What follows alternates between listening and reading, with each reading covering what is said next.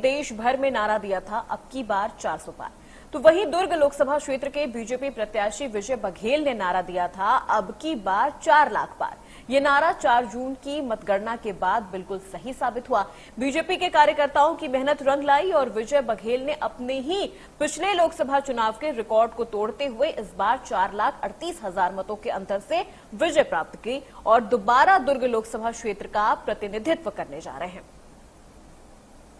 लोकसभा चुनाव 2024 के चुनाव के साथ ही मतगणना पूरी हो चुकी है और देश का राजनीतिक परिदृश्य क्लियर हो चुका है, किस पार्टी को बहुमत है और कौन सरकार बनाने जा रही है। छत्तीसगढ़ में भी जो है भाजपा को बड़ी सफलता मिली है, 11 में से 10 सीटें भाजपा के खाते में गई हैं। इसी में एक सीट है दुर्ग लोकसभा का। दुर्ग लोकसभा शुरू से हाई प्रोफाइल सीट रहा है, बड़े राजनीतिक इस यहाँ दुर्ग से निकले हुए हैं। दुर्ग के कई राजनीतिज्ञ जो है दूसरे लोकसभा क्षेत्र से चुनाव भी लड़े हैं। हम दुर्ग लोकसभा की चर्चा करेंगे। हमारे साथ है दैनिक भास्कर डिजिटल के संभाग प्रमुख संदीप उपाध्याय जी कि किस प्रकार से दुर्ग लोकसभा का राजनीतिक समीकरण बना और भाजपा को यहाँ पर एक बड़ी सफलता यहाँ पे मिली है। जी, भाजपा को सफलता की बात करें तो यहाँ से विजय बघेल जी भाजपा से चुनाव लड़े थे और सिटिंग एमएलए भी थे और काफ़ी मिलन और सहज उनका स्वभाव है। वहीं उनके खिलाफ जो कांग्रेस से कद्दावर पार्टी है वो राजेंद्र साहू चुनाव लड़े थे। राजेंद्र साहू और विजय बघेल में अंतर की बात करें तो विजय बघेल दुर्ग संभाग के लिए या दुर्ग लोकसभा के लिए जितना नोन चेहरा था उतना ही राजेंद्र साहू जो हैं वो उतना नोन चेहरा नहीं था लोगों के लिए।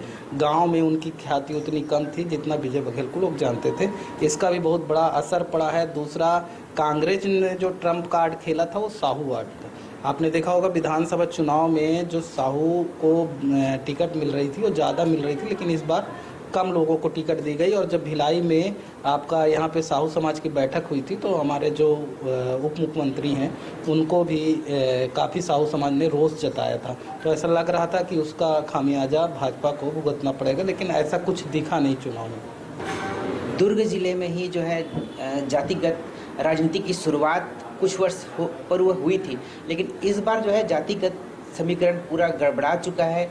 अब यह नहीं कह सकते कि इस जाति से खड़ा हुआ है वही विजयी होगा। इस बार क्या मानना चाहिए? मतदाता अब जागरूक हो चुके हैं, वह अपने क्षेत्र के विकास को देखते हैं, देश के विकास को देखते हैं। यह इस बार दुर्ग जिले में भी साबित हुआ है। क्या करना चाहिए? देखिए, जातिगत समीकरण तो मायने रखता है, मैं इसको नहीं बोलूँगा, कहीं से नकारा नहीं जाता, लेकिन हाँ प्रत्याशी उससे बड़ा मायने रखता है और आपकी योजनाएं मायने रखती हैं।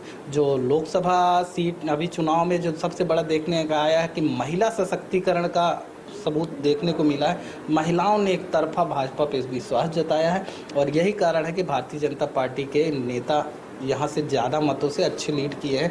आप देखिए महतारी बंधन योजना की जो किस्त आई है वो किस डेट पे आई है और कहाँ आई है, और एक गृहिणी जो होती है उसके खाते में अगर 1,000 आता है तो उसकी खुशी वो गृहिणी ही बता सकती है कि वो आया है और कैसे आया है। तो ये मैं जानूँगा और इसका बहुत बड़ा वो है। कांग्रेस ने जो 1 लाख रुपये देने की बात की थी, घोषणा राहुल गांधी ने दी थी, वो एक लोगों को विश्वास नहीं हो रहा था, अभी भी विश्वास नहीं, उस कारण से भी वो लोग उस पर ज़्यादा नहीं जा पाए। और हो सकता है कहीं ना कहीं इसका भी एक रहा कि 1 लाख के कारण कांग्रेस अपने इतने ज़्यादा सीटों से कांग्रेस विपक्ष में आज आई है। नहीं, कांग्रेस को शायद है, कांग्रेस इस जो हार के बाद भी अपने को जीत बता रही है कि एक मजबूत विपक्ष के साथ वो है।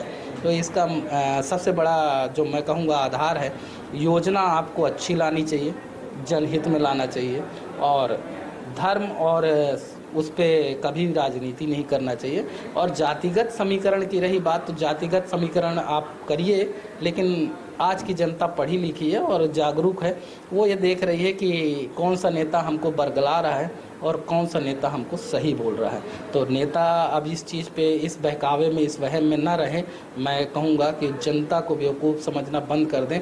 अब जनता नेताओं को बेवकूफ़ बनाने का काम कर रही है और जनता इस बार के आप देखे होंगे वैभव कि आप खुद फील्ड में रहे हैं, लेकिन आपने यही सोचा होगा कि वाकई में मोदी जी ने जो 400 पार का नारा दिया है तो कहीं ना कहीं 370, 380, 350 सीट आएगी, लेकिन जनता इतनी साइलेंट थी कि उसको पत्रकार नहीं पढ़ सके। तो मुझे नहीं लगता कि नेता पढ़ पाएंगे।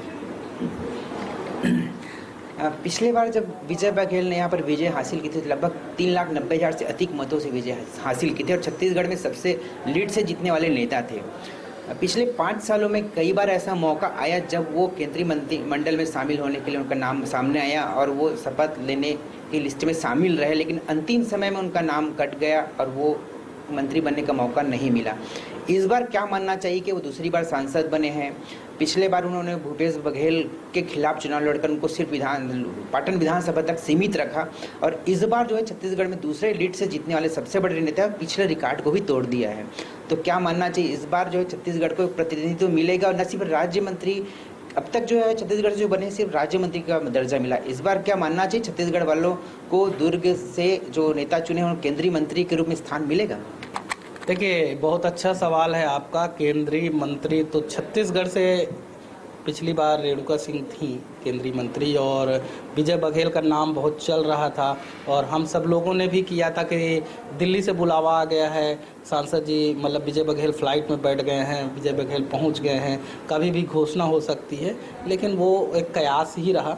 अब रेणुका सिंह केंद्रीय मंत्री बनी और इस बार फिर छत्तीसगढ़ से एक केंद्रीय मंत्री जाना है, जिसमें बृजमोहन अग्रवाल जी ने जो पूरे प्रदेश में रिकॉर्ड मतों से जीत हासिल की है और अब तक कोई चुनाव उन्होंने हारा नहीं है, जहां तक मैं जानता हूं, वो उनका नाम आगे है।